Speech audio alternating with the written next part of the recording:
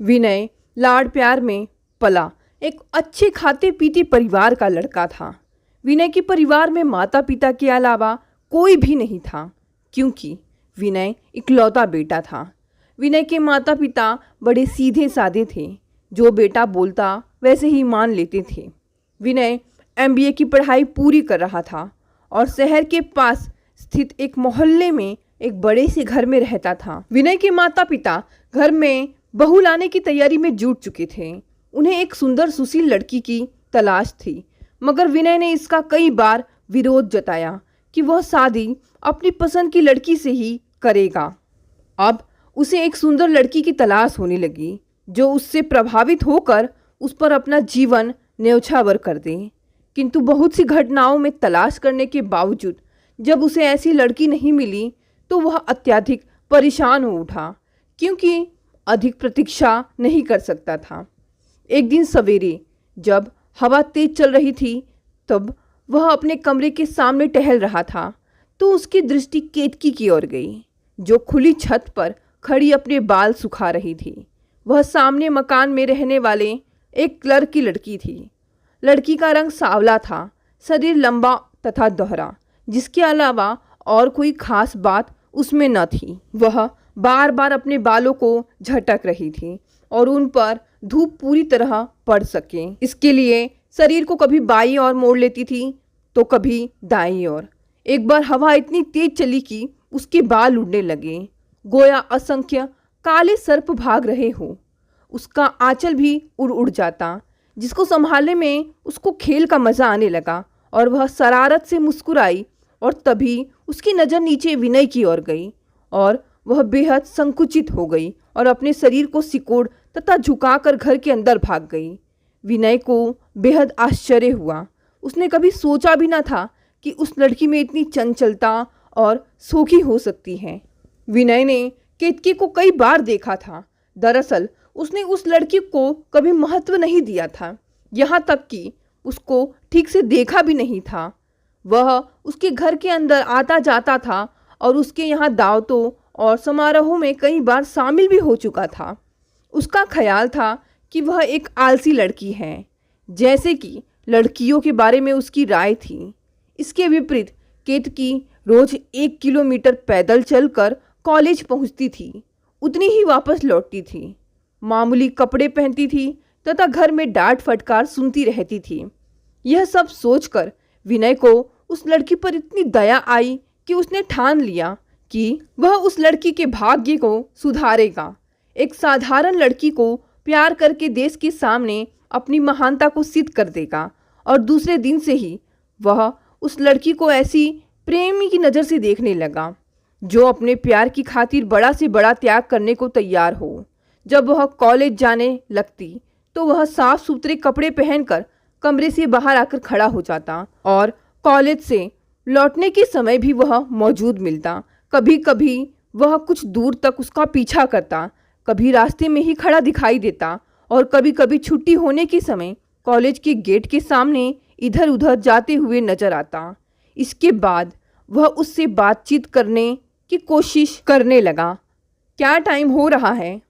आज देर से क्यों जा रही हो? कॉलेज में आज छुट्टी नहीं है? उखड़े उखड़े से प्रश्न, आंखों में दया, दुख और शहादत की भावनाएं तैरा करती। फिर तो उसकी गतिविधियां कुछ इस ढंग से बढ़ी कि लड़की को सचेत हो जाने के लिए मजबूर होना पड़ा। पहला तो उसको अचंभा हुआ, फिर वह उसको अविश्वास से देखने लगी, यहाँ तक कि कुछ ही दिनों बाद उसकी आंखों से एक अजीब भय झांकने लगा। उस दिन विनय काफ़ी आगे बढ़ गया। जब वह अपने कमरे में बैठा था और केतकी कॉलेज से वापस आई, विनय ने पहले कमरे के दोनों दरवाजों के बाहर देखा और जब कोई दिखाई ना पड़ा तो गलियारे से जल्दी जल्दी गुजरती हुई केतकी को उसने अपने पास बुलाया। केतकी ने उसको चौंक कर देखा, फिर उसका चेहरा फीका पड़ गया और वह डरती डरती कमरे के अंदर आई और सर झुकाकर खड़ी हो गई।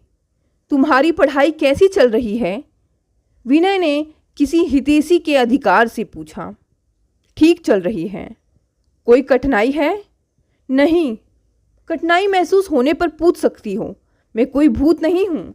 बस यही समझ लो कि मैं तुम्हारा कोई नुकसान नहीं देख सकता। केतकी का सर झुका का झुका रहा। विनय ने उठकर कमरे में 2 बार चहलकदमी की। फिर वह केतकी के एकदम निकट आकर बोला, तुमको डरना नहीं चाहिए, अपने को हीन नहीं समझना चाहिए। तुम में बहुत सी अच्छाइयाँ हैं, डरने की क्या ज़रूरत है। उसकी बातों का केतकी पर न जाने कैसा असर हुआ कि उसका चेहरा रुदन की हल्की लकीरों में खो गया और वह अचानक झटक कर कमरे के बाहर निकल गई। केतकी ने जल्दी से किताबें रखी और एकांत कमरे में बैठकर चुपचाप आंखें पोंछने लगी। वह सचमुच अपने आप को बहुत छोटा महसूस करने लगी। केतकी अपने माँ बाप की पहली संतान थी और उसको कभी बहुत लाड प्यार भी मिला था। उसका दिमाग बहुत अच्छा था और अपने इम्तिहान बहुत अच्छे नंबरों से पास करती रहती थी। अब घर में रोज ही लड़ाई झगड़ा होने लगा, मामूली बात पर चक और गाली गलौज। पिता नाराज होकर घर से निकल जाते हैं। कभी माँ खाना पानी छोड़कर अपने को कमरे में बंद कर लेती। स्वयं उस पर भी रोज डांट फटकार ही पड़ती। उसको छाती फाड़ कर काम करने पड़ते, भाइयों को संभालना पड़ता। कई बार उसकी पढ़ाई छुड़ाने की बात आई, जिसके लिए कई बार उसकी माँ ने जिद ठान ली, लेकिन उसके पिता की वजह से ऐसा नहीं हो पाता था, क्योंकि वह जानते थे कि बिना पढ़ाई लिखाई के शादी नहीं हो पाएगी और यदि शादी जल्दी ना भी हो तो लड़की अपने पैरों पर खड़ी तो हो जाएगी। लेकिन घर के घुटन भरे वातावरण ने उसकी उमंग को समाप्त कर दिया था और वह घर तथा काम से भागने लगी। जब कॉलेज जाने का समय होता तो उसके उत्साह की सीमा न होती। उसके पैरों में अजीब सी स्फूर्ति आ जाती और वह सारा काम जल्दी जल्दी निपटाकर बाहर निकल जाती। बाहर निकलकर उसको अजीब सी शांति महसूस होती। काश वह अपने घर कभी ना आ पाती और इसी तरह सड़कों पर घूमती रहती। लेकिन शाम को जब वह घर लौटती तो उसको महसूस होता कि मानो उसके पाँव में मन के बोझें बांध दिए गए हों और हृदय पर एक भारी शिला रख दी गई हो। कैसी मजबूरी और हिन्नत भरी जिंदगी थी। उसका रुदन सिसकियों में बदल गया, जिसके थमने पर वह विनय को याद करने लगी। देखते ही देखते सब कुछ उलट पुलट हो गया है और उसके मन में एक प्रबल आंधी चलने लगी। रात में वह चारपाई छोड़कर चुपके से खुली छत पर आ जाती है और अंधकार में कुछ तलाश करने लगी। लगातार बरसते हुए पानी को देखकर उसकी आंखें भर आती और कुछ ही दिन बाद वह कुछ पूछने के बहाने किताब लेकर विनय के पास पहुंच जाती है और शीघ्र ही इस पूछने और बताने के बीच प्यार का नाटक खेला जाने लगा। अंत में वे छिप छिप कर मिलने लगे, कभी रात के अंधेरे में और कभी कॉलेज के फाटक पर। मेरा साथ दोगी? विनय कभी पूछता था।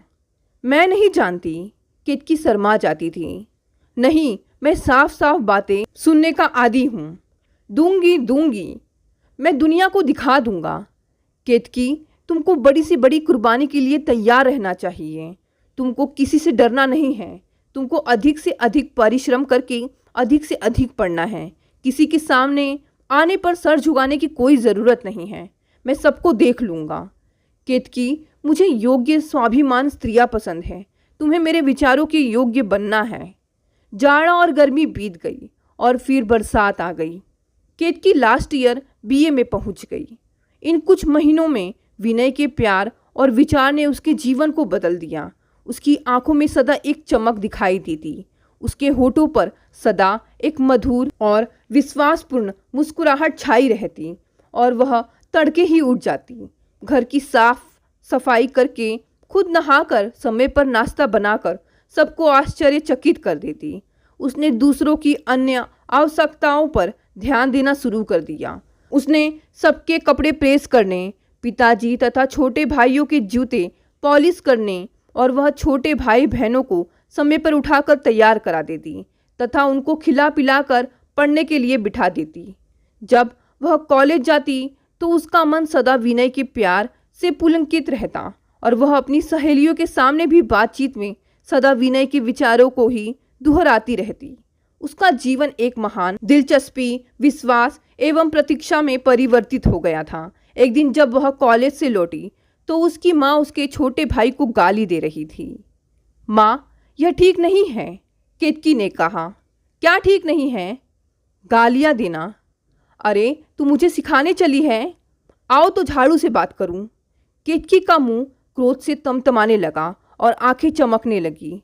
उसने झनझनाती आवाज में कहा, आप मेरे प्रति ऐसी जुबान में नहीं बोल सकती। क्या? तेरी यह हिम्मत? मैं अब बड़ी और जिम्मेदार हो गई हूँ और मैं यह सब बर्दाश्त नहीं करूँगी। अरे पप्पू, बुला अपने बाप को। उसकी माँ चीख पड़ी। आने दो उनको। बाप रे, यह लड़की हाथ से निकलती जा रही है। ठहर जा, मैं तेरा पढ़ना लिखना छुड़ाती हूँ और इसी साल तुझे घर से भगाती हूँ। मैं कहीं नहीं जाऊँगी। क्या कहा? तू शादी नहीं करेगी? नहीं तो क्या करेगी? छाती पर मूंग दलेगी? मूंग क्यों दलूंगी? मैं अधिक से अधिक पढ़ूंगी और अपने पैरों पर खड़ी होंगी। मैं अपनी समस्या खुद हल करूंगी। तुमको चिंता करने की कोई ज़रूरत नहीं है। पढ़ूंगी। माँ होठ विकृत करके बोली। तू पढ़ेगी? क्या सारे खानदान की नाक कटाएगी? मार कर तुम मेरी जान ले सकती हो, लेकिन मेरे विचारों को बदल नहीं सकती। केतकी ने भोजन त्याग दिया। वह पहले की तरह ही सब काम करती रहती, लेकिन अन्न को हाथ ना लगाती। पहले तो माँ ने जिद में कुछ ना बोला, लेकिन जब 2 दिन बीत गए तो माथा ठनका। इसको पता नहीं इधर क्या हो गया है, कहीं सचमुच जान न दे दे। इसके लक्षण इधर समझ में नहीं आते। देर तक बनाव श्रृंगार करती है, बातें भी बुजुर्ग की तरह करती है। लड़की को यह सब शोभा नहीं देता। इज्जत आबरू के साथ दिन कट जाए यही बहुत है। उसने अब पति से सारी बात कह देना उचित समझा और कहकर स्वयं रोने लगी। पति ने पहले पत्नी को बहुत फटकारा, फिर वह केतकी के पास जाकर बैठ गए। उन्होंने साफ साफ बातें करना उचित समझा। प्रश्न पर प्रश्न।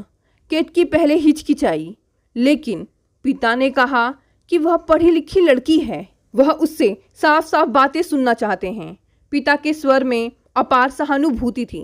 केतकी अपने को रोक ना सकी। उसने सब कुछ बता दिया और उसकी हिचकियाँ बंध गई।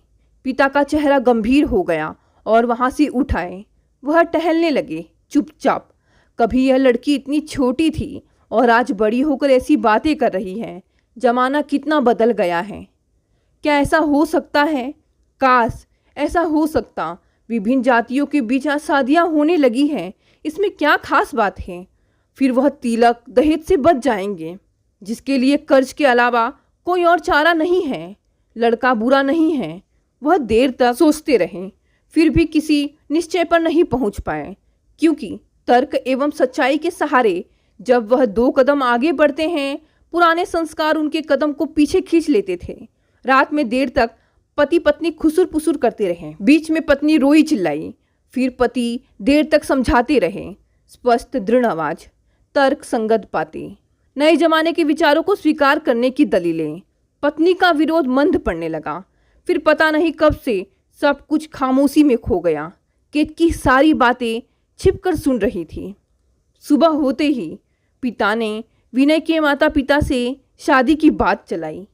पहले तो वो चौंक गए, लेकिन जब बेटे को ही यह लड़की पसंद थी तो उन्होंने बिना किसी लेन देन के विनय और केतकी की शादी करवा दी। सब हंसी खुशी से बीत गया। विनय की पढ़ाई पूरी होते ही वो दिल्ली नौकरी के सिलसिले में परिवार सहित चला गया। केतकी ने भी अपनी पढ़ाई जारी रखते हुए दिल्ली यूनिवर्सिटी में लॉ का एडमिशन करवा लिया। केतकी भी इतना अच्छा पति और परिवार पाकर बहुत ज़्यादा ही खुश थी। दोस्तों, आज की कहानी यही समाप्त हो गई। कहानी पसंद आई तो इसे लाइक और शेयर करें। साथ ही साथ अगर आप नए हैं तो चैनल को भी सब्सक्राइब कर लें। धन्यवाद दोस्तों, मिलते हैं अगली कहानी से।